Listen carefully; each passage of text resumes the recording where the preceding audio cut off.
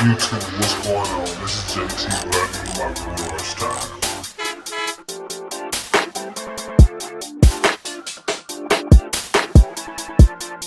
Black in my garage time.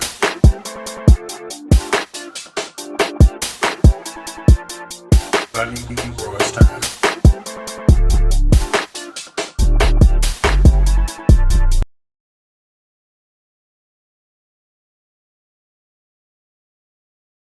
Hey, what's going on, everybody? This is JT. Welcome back to the channel. Um, so I got a bunch of stuff on my table tonight, and that's because I want to do a quick video for beginners. It's been on my mind to do this video because these are the type of videos that I was looking for when I first started building. So I figure why not, do a video on the basic things that's needed. Now, uh, I started seeing people use.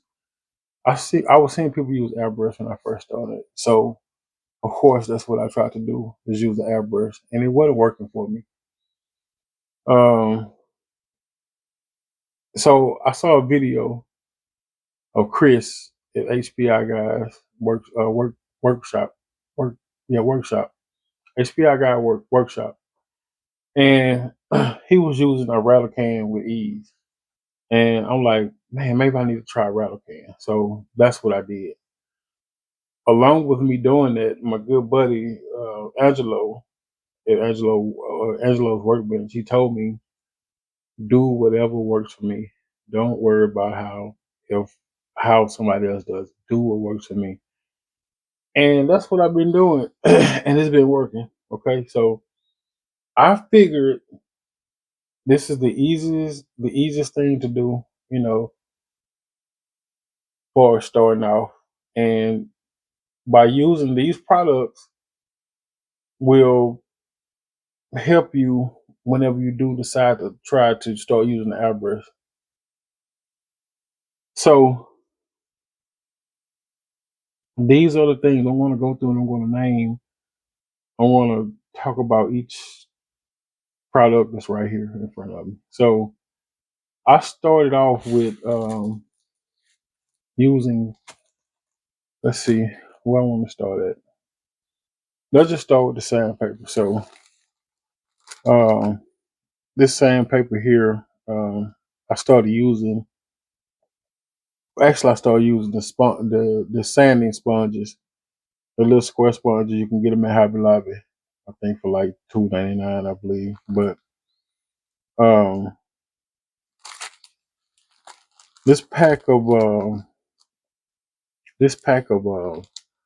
sanding papers. Now these are washable. You can reuse them. And I started off with the 600 grit.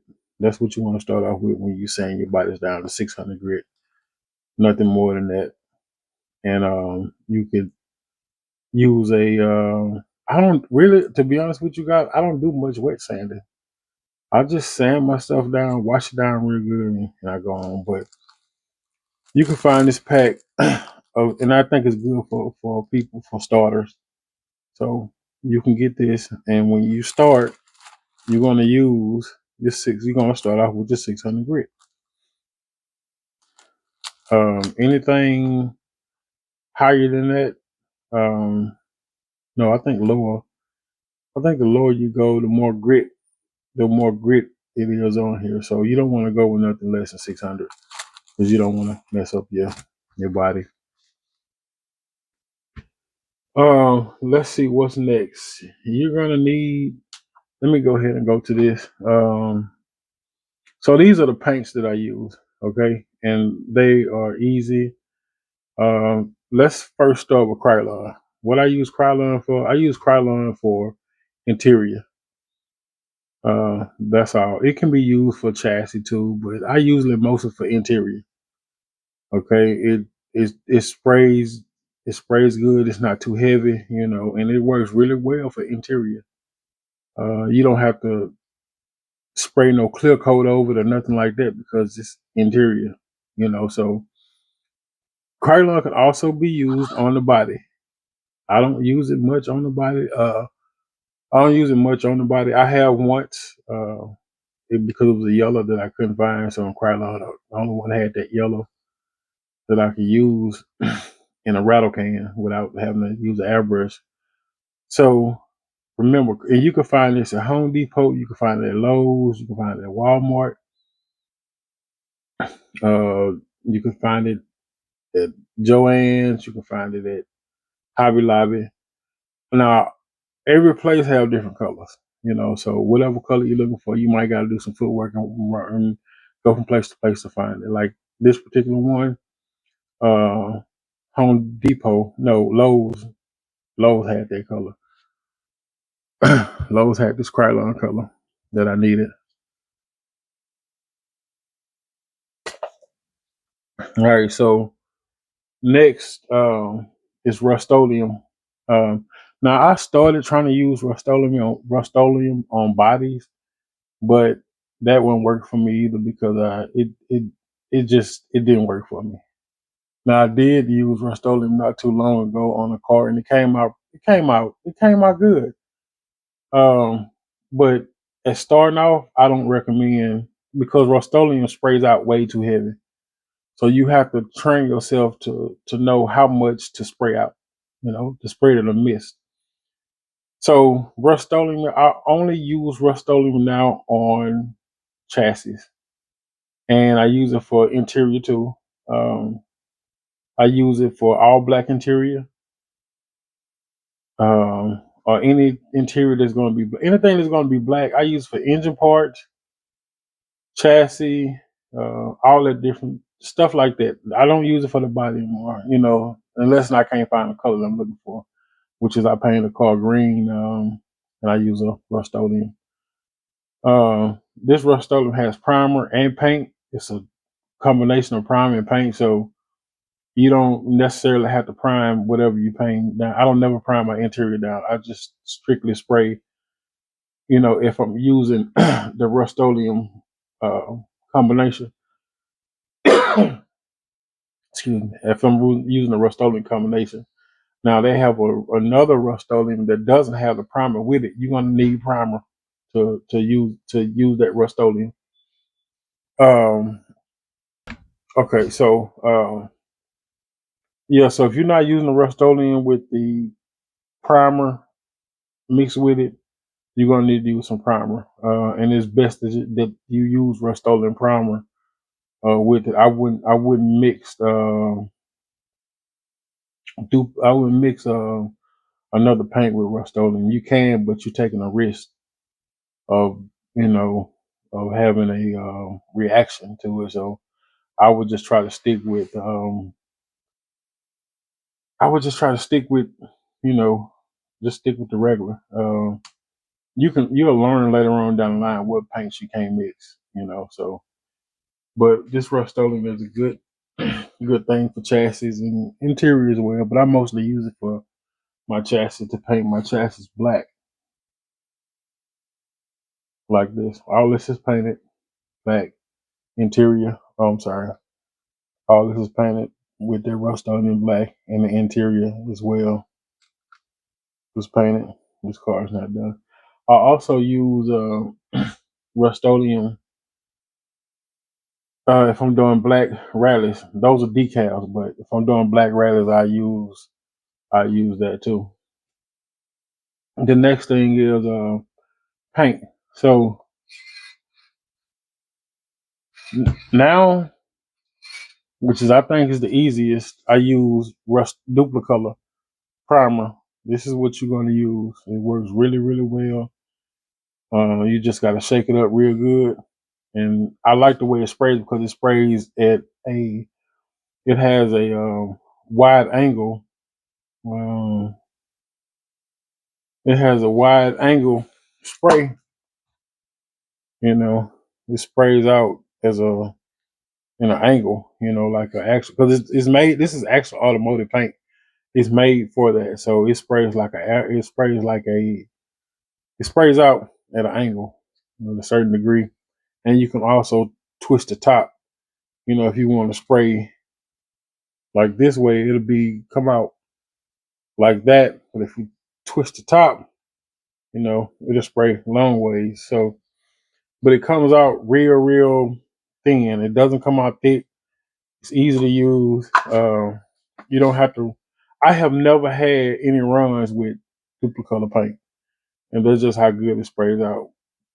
But this is the primer. This is what you want to use. It's the easiest. It will teach you different spraying techniques as you go. So this is my airbrush.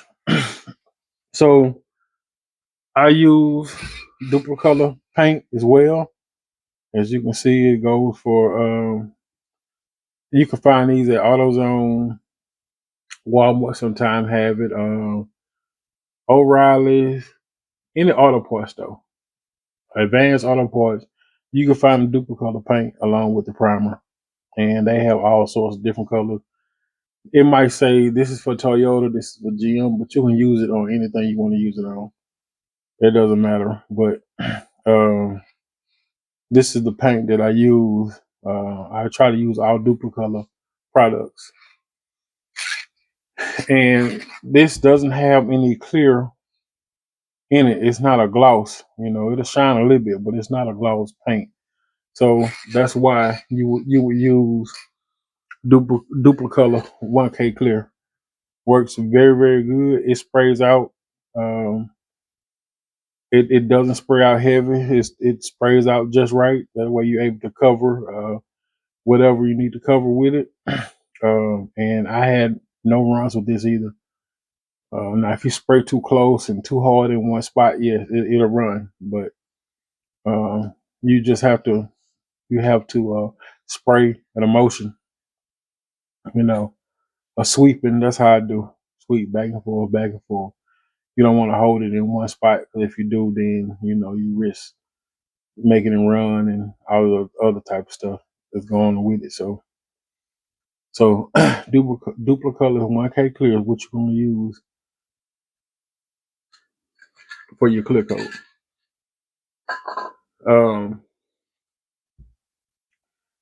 So when you break down your engine parts, let's just say,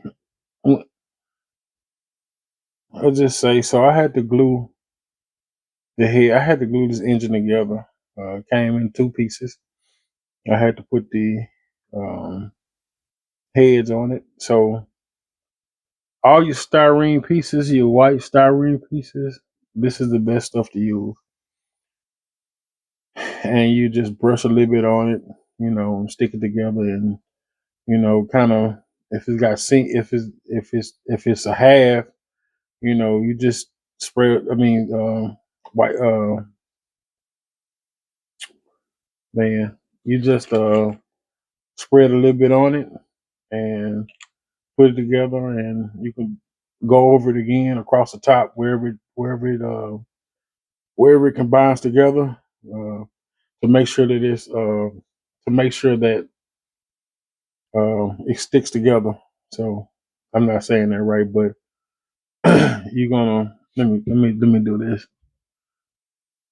It's hard for me to think sometimes when I'm recording, y'all.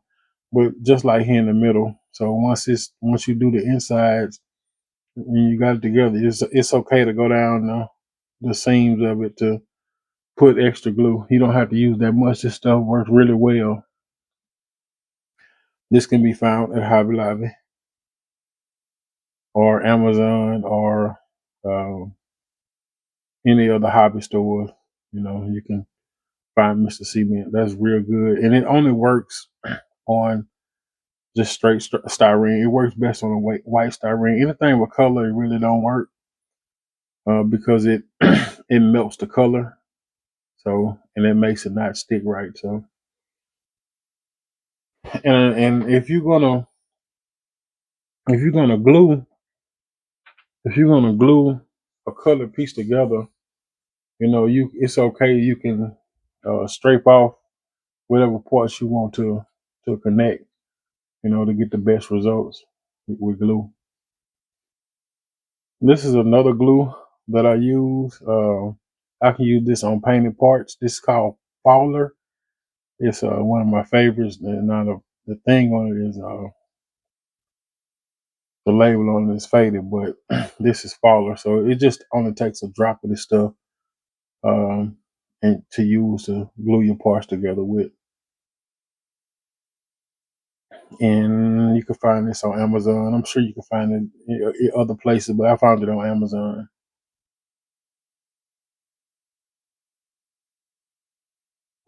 Next, I have another glue here, which is Testers. This can be found at Hobby Lobby. This is another good glue that I use. Other than Fowlers, I use Testers to glue my parts together, and it don't it don't take but a drop of this stuff.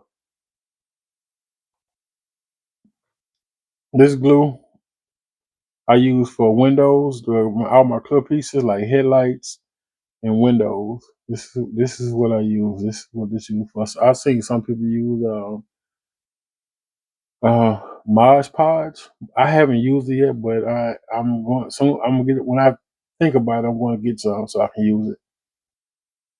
But this is what you're going to use for all clear parts, and it only takes a drop. It don't take much.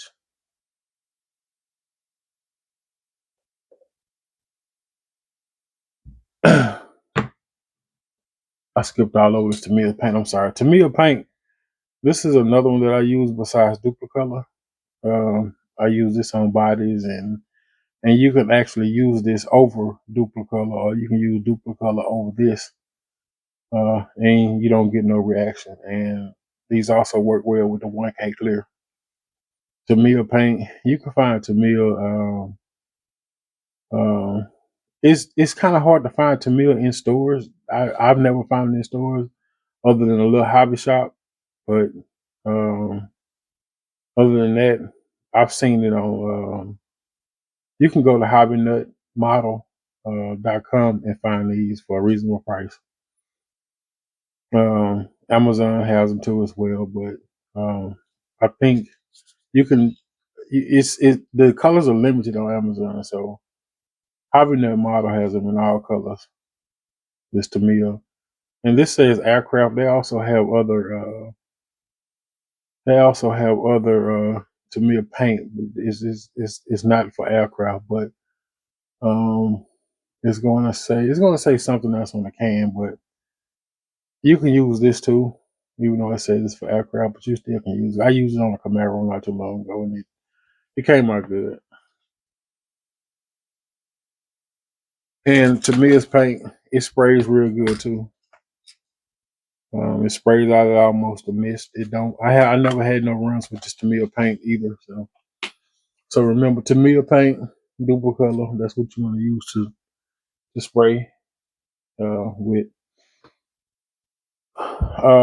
Tamiya's panel line accent. So these are used for like if you want to blacken out your grill, like I've done this in here.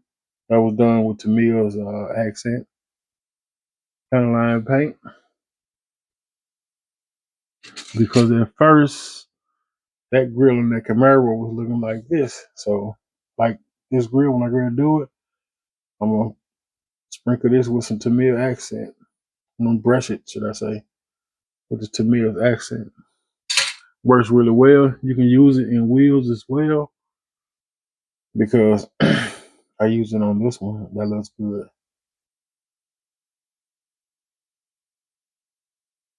And you can also find this different places. HobbyNutModels.com has this too. Um, but you can find it. You can find it other places, But you're gonna need this too.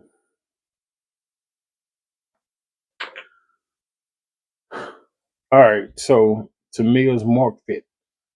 This is for this is a decal solution. So once you when you use your water slide decal, you're gonna use this to set them. You don't have to, but it helps along with the Q-tip. Um, and what you do, you just set your decals and you just brush them, and they'll lay down. And if it's bubbling or anything like that, you're gonna use a Q-tip to smoothen it out lightly. You don't have to brush on it hard, just lightly. But this is what you're gonna use for your decal solution.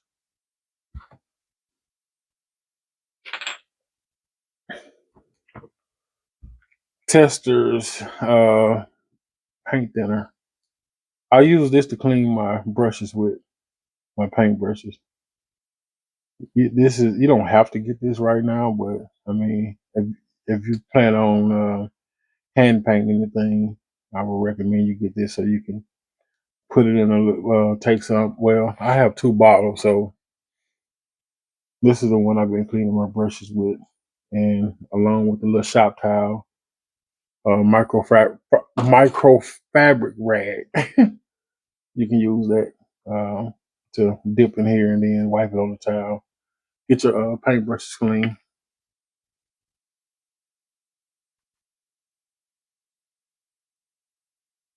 Uh, Paint. Here's another paint. I don't know what's up with me.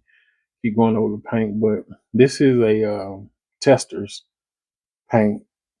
These can be found at Hobby Lobby. Um, these are the ones I use to paint all my details with, like mufflers, um, like the muffler, the engine, transmission, the cats on it. Um, just detail paint. I did the wheel and the inside. So this is what you're going to use for all your detail painting, and that's why you're going to need these hand brushes. But these are all together over at Hobby Lobby. If you don't have a Hobby Lobby near you, you can find them in other places, but that's what you're going to use. That's what I use. Some people use other brands and stuff like that to you, but I'm just like I say, this video is just to tell you guys what I started off with. I like stuff to be simple, so I think that everything I'm showing you guys is simple. You're gonna need a pack of paintbrushes. These are 2 different packs, but you're gonna need a pack of paintbrushes to do all your detail work with. They come in all different sizes and shapes, and it allows you to get small spots, and you can just look at the brush and just tell what you'll be able to use it for. But these can be found at Hobby Lobby as well.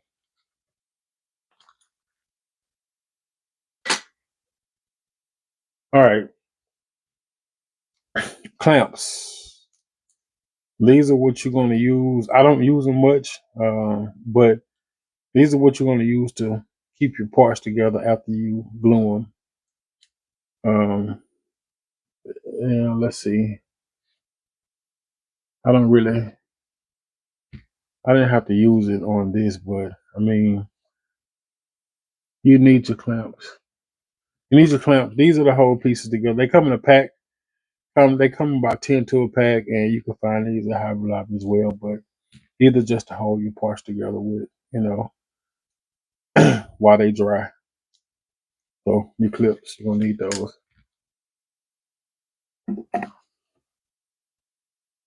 All right. So you're gonna need. Um, let's look at the markers. Sharpen markers. Yeah, you can use sharpen markers. Um, so I use these a lot for all my chrome trimming. Uh, it looks good. It looks similar to chrome once you put it on there. Like you can use it around the windows, around the doors, around the back window. And I got this idea from Chris over at HPI guys. I seen him using this, and I went and got me one. So this is a silver sharpen marker, and it does work. It works really well. Um, Again, these parts here and here, and All those little small parts I done with that with that silver sharpening marker. Next here we have a gold sharpening marker. You can use it for the same thing.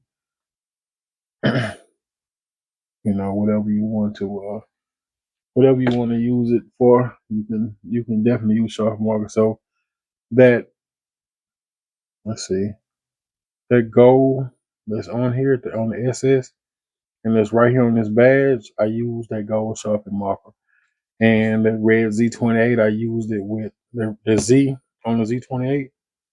And those lights here at the bottom, that's what I use these with. These are for whatever kit you get with clear tail lights. It's supposed to be red. You can use this marker here. Or you can use basically any red sharpening marker. Or you can use this for your amber lights. So yes, you can use markers in this hobby to um, to detail your stuff. All right, so I started using this later on down the line because I wasn't good at using it, but this Melatow liquid chrome pen works really well around the windows, doors, door handles, and stuff like that. Even touch ups on chrome bumpers and wheels, you can use this Melatow. You can find this at Hobby Lobby. Most of everything I've shown you guys, you can find at Hobby Lobby. Tools, you're gonna need a crafting knife. You can find a pack of those at Hobby Lobby. Um, I use these to cut my parts off the part trees. A pair of snippers, if you will. These are good to have. You're gonna need these. Um, you're gonna need you a good set of tweezers to put all your small parts in place, and you're gonna need it to use your decals with. I use it to grab my decals sometimes to slide them off or to slide them in place. So you're gonna need a good. You can buy a pack of these for like $5, and a file. You're gonna need files. That's easy to do. Um, I can't really. Um, let's see. Just edges. Just use it. Just file edge. You don't need a file. Let's put it like that. You don't need a file. It don't have to be like this. They got some smaller ones. They got sanding sticks too. Them little little file sticks you can use. Sanding sticks, file sticks, whatever you want to call it. You can use that, or you can just still use these. Sometimes I use this stuff on like around the wheels. I'll file around the wheel because those wheels be having rough edges on them. So you're gonna need one. You'll know what to use it for. You'll figure it out. All right. So next thing here. So these are alligator clips, and they come with your paint stand. These are clips. They come with your paint. It's probably about 12 of them, but this rotating stand comes with these come in a box together. These two. They come in a box together. I forgot the name. I think it's I forgot the name. It's an orange and white box. You can find that basically anywhere too that sells hobby stuff. But you're gonna need these two. Um, if you can't afford that, get you a paint can and put you some tape right here, and you can use this. Okay, so and then you have to, if you're using this, you got to be careful. Don't hold it upside down because it will come off if this isn't tight on there. I can't even begin to tell you guys how many times the bottom came off. And these alligator clips come in this kit. Okay.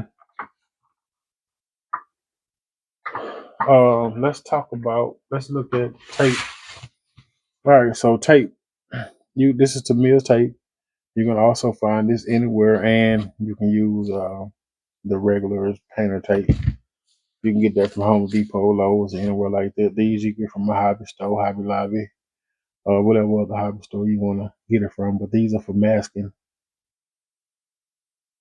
Like you want to two-tone your car, or you want to cover up. Now, don't use this if your paint isn't all the way cured.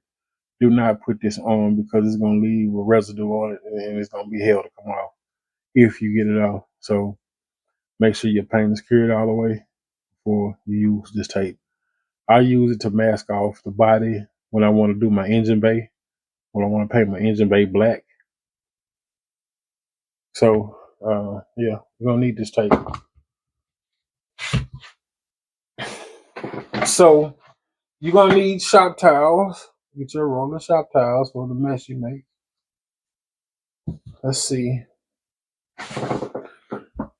So, this is a good starter kit because it's a curbside. It has no engine in it.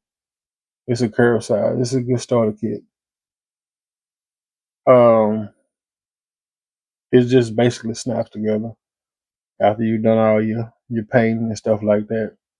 You paint and do your interior. It's an easy kit, good for starters. The 85 Camaro by Revell is a good starter kit as well. Um, you'll see a couple pictures in the beginning of the video. Um, it'll be a picture of those kits, but they're easy kits to build. I think that'll be a good starter kit. It'll give you a feel on the other kits that come in all those different pieces. And it give you a feel what to look forward to when you get into, other skill level 4 and 5 kits. Where that Camaro is rated on skill level 4. I don't think it should be because it's fairly easy to build, but and put together. So the next thing is when you first open your kit and you get all your parts together, have a plan. Have a plan when you first open your box. Have a plan. Know which way you're gonna build it. With all you need. Take all your. I don't know if I said this at the beginning of the video, but gather all your parts together. Gather all your engine parts. Gather all your chassis parts. Put it all separated in each pile, and go by the directions. Put everything together. When you get to the body, I don't know who all wash their body first, but I wash mine first. Dawn dishwashing liquid and warm water. That's what I wash it with. Nothing other than that. I've seen some people use other stuff, but I use Dawn dishwashing liquid. So I take it in the house, use Dawn dishwashing liquid and warm water, and I wash it down real good, get all the oil and stuff off of it. I call it manufactured juice. After I do that, I come back. I take my 600 grit sanding paper and I sand it down. Now you don't want to sand your door handles or like you see Pontiac here, GTO here. You don't try not to sand that down, but you're gonna want to sand all your rough edge like this. You want to sand this all the way across. Get that rough edge out there, and you don't have to sand. You don't have to hold.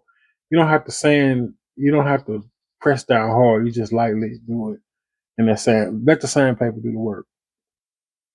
Another thing is you want to sand in a proper direction. You don't want to sand all crazy. You want to go in whatever direction you start in. That's the way you want to keep doing it.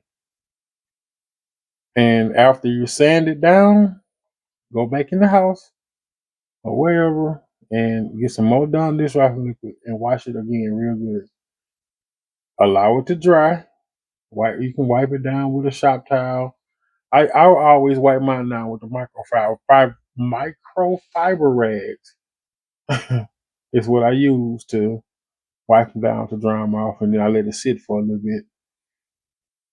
And then I go ahead and I go on with my primer and paint.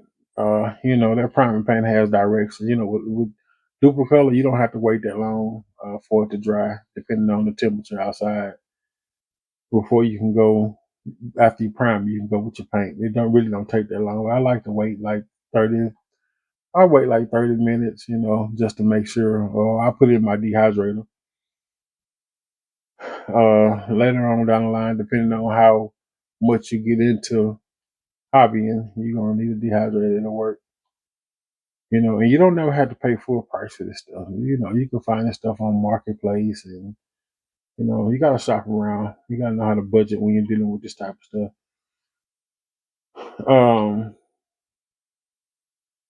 So yeah, so that's what you use this for, to paint with. Use it, paint. Um, and when I hold it upside down to get the under parts, I hold my hand here, so I know for sure that body will not come off there. But if you just hold it like this, it's subject to come off if you don't have it down tight. So, um, this is for all your small parts. It's got holes in it here, and they sell another little block with these, where you can put all your little small pieces in. You clip your little small parts on, and you can paint them, twist it. And these here, they clamp here. So that's what you use that for. And this stuff is really not expensive at all. And like I say, you can find it online. Any hobby store probably has it. So I think that's pretty much covered. I wasn't intending for this to be a long video. And you're gonna need rubber gloves. You're gonna need the little face mask, so you don't want to inhale all the fumes. And uh, put you together a little box or something to paint in, to make you a little booth out of to paint in. I started out with a cardboard box, and I just recently got me a spray booth. So, but everything I just showed is the basics to get started, and it's going to be easy if you use those paints. Okay, it'll be easy for you. You don't have to start off with an airbrush. I have nothing against airbrush. You don't have to start off one. Sometimes when people say, "Oh, you got to airbrush it," it kind of sound a little high tech. When you're using the airbrush, because you got to use a compressor. You got to worry about the amount of psi that you're using. You got to worry about cleaning, and it gets stopped up, and all that different stuff. Me, like I said, I like stuff simple. So using a rattle can is simple for me. I don't have to clean up much. I don't have to worry about all that. But I am going to get back to using my airbrush. Just not right now. Whenever I'm comfortable with it, I'm gonna start back using it. Really, I haven't used it because I want to get a good one. I heard the Iwata brand, I think, is a good one. I want to make sure I'm able to get a good compressor with it and stuff like that, because the one I got was $50. I got it off Amazon a while back. So, and it never did. It didn't. It was just a little battery operated little compressor with the airbrush on it. So I would like to get one, with a good compressor with it, and a good brand, that way I'll be able to find parts for it when I'm looking for it. So yeah. So y'all, that's it. That's how that's pretty much that's pretty much the stuff you need to start out with, and it's gonna work good for you. I believe it worked good for me. It was easy, so I hope this video helps somebody out.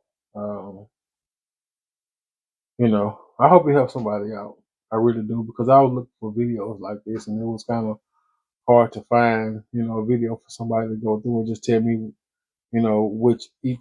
what all I needed. Just, I need this paint for this paint for this. This is where I can find this. And I was looking for videos like that, and I couldn't find it. What I did, I just looked at a bunch of different videos and pieced everything together. So, and looked in background, and see the different type of people stuff got on their desk, and I googled it to see what it's for, stuff like that. So I hope that helps out somebody. Okay, so all right, y'all, that's it, and that's all. I'm finna take it in for the night. I'm out.